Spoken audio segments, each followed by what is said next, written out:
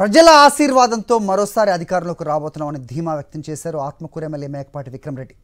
నెల్లూరు జిల్లాలోని పలు ప్రాంతాల్లో ఎమ్మెల్యే పర్యటించారు. ప్రభుత్వ పథకాలను ప్రజలకు వివరిస్తూ విజయీభవ యాత్ర పేరుతో ప్రజలతో మమేకమయ్యారు మేకపాటి విక్రమ్ రెడ్డి.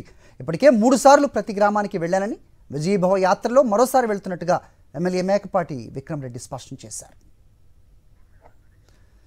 విజయీభవ యాత్రతో ప్రజలతో మమేకం అవుతున్న ఎమ్మెల్యే విక్రమ్ రెడ్డితో మా నెల్లూరు కరెస్పాండెంట్ వెంకట్ మాట్లాడారు. చూద్దాం. విజయీభవ పేరుతో ఆత్మకూరు ఎమ్మెల్యే మేకపాటి విక్రమ్ రెడ్డి ప్రజల్లో తిరుగుతున్నారు, వాళ్ళతో మమేకం అవుతున్నారు, సమస్యలను పరిష్కరిస్తున్నారు. అయితే ఏ ఉద్దేశంతో ఈ కార్యక్రమాన్ని ప్రారంభించిన విషయాలను ఎమ్మెల్యే గారిని అడదాం. సార్, ఎట్లా ఉంది? విజయీభవ కార్యక్రమాన్ని వారం క్రితం స్టార్ట్ చేశారు, స్పందన కూడా బాగుంది. అయితే ఏ ఉద్దేశంతో స్టార్ట్ చేశారు?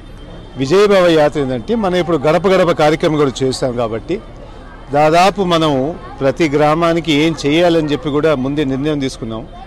ప్రతి ఒక్క గ్రామానికి సర్వే చేసేసి రాబోయే రోజుల్లో ప్రతి గ్రామానికి ఒక మేనిఫెస్టో తయారు చేశామండి. సో మనం ఈ విజయీభవ యాత్ర ఏంటంటే ఇప్పుడు దాకా మన ప్రభుత్వం 4.5 సంవత్సరం ఏమేమి కార్యక్రమాలు చేసింది, అమలు చేసాం, గడప గడప ద్వారా అందరికీ అందాయా లేదా, మళ్ళీ ఎవరికన్నా అందలేదనుకుంటే మనం మళ్ళీ దాని మీద చర్య తీసుకున్నాం. మొత్తం కాన్స్టిట్యుయెన్సీ అంతా కలిపి దాదాపు 40,000 అర్జీలు వస్తే ఎక్కువగా రెవెన్యూ పరిధిలో ఎక్కువ ఉన్నాయి. అవన్నీ తీరుస్తూ దాని తర్వాత ప్రజల్లోకి మళ్ళీ పోయి 4.5 సంవత్సరంలో ప్రభుత్వం ద్వారా ఏం జరిగింది, మనం వచ్చిన తర్వాత ఆ గ్రామానికి కానీ ప్రతి ఇంటికి కానీ ఏం జరిగింది అనేది అందరికీ తెలియపరుస్తూ మళ్ళీ ఈసారి మన స్టేట్ ప్రోగ్రెసివ్గా డెవలప్ కావాలంటే జగనన్న కావాలని చెప్పేసి క్యాంపెయినింగ్ కూడా చేస్తున్నాం. ఎట్లా ఉంది సార్ స్పందన? ఎలా ఉంది? ఎందుకంటే మారుమూల గ్రామాలను కూడా విజిట్ చేస్తున్నారు, ప్రజలతో మాట్లాడుతున్నారు, స్పందన ఎలా వస్తుంది? చాలా క్లారిటీ అయితే ప్రజల్లో ఉన్నారు.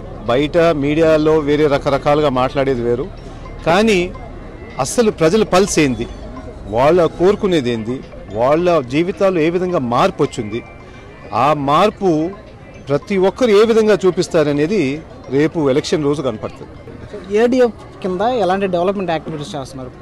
ఏడీఎఫ్ అంటే ముఖ్యంగా ఆత్మకూరు డెవలప్మెంట్ ఫోరం అని చెప్పి ఒక సిటిజన్ ఫోరం క్రియేట్ చేశాం.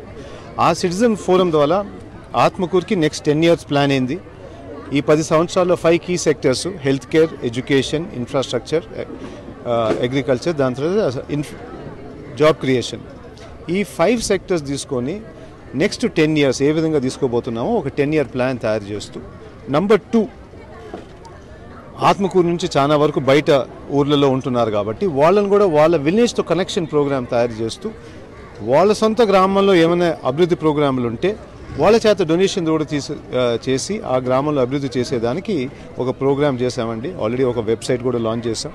దాంతో దాదాపు ఇప్పటికీ 17 కోట్ల దాకా డొనేషన్స్ ఇవ్వడం జరిగింది. రకరకాలుగా ఇన్ఫ్రాస్ట్రక్చర్ క్రియేషన్ కానీ, లేకపోతే ఎడ్యుకేషన్ ఇంప్రూవ్మెంట్ కానీ, క్లాస్ రూమ్ డిజిటైజేషన్ కానీ, మహాప్రస్థానం కానీ, డిజిటల్ లైబ్రరీస్ కానీ, ఇట్లాంటి రకరకాల వేరియస్ యాక్టివిటీస్ ప్రతి గ్రామంలో ఏం అవసరం ఉందో ఆ యాక్టివిటీస్ మీద ఫోకస్ చేస్తూ ముందుకు తీసుకుంటాం. సో మొత్తంగా ఎన్ని పార్టీలు కలిసి వచ్చినా మరోసారి వైఎస్ఆర్ కాంగ్రెస్ పార్టీ అధికారంలో రావడం ఖాయమని చెప్పేసి ఆత్మకూరు ఎమ్మెల్యే విక్రమ్ రెడ్డి చెప్తున్నట్టు పరిస్థితి కనిపిస్తుంది. చేజర్ల నుంచి వెంకట్, సాక్షి టీవీ.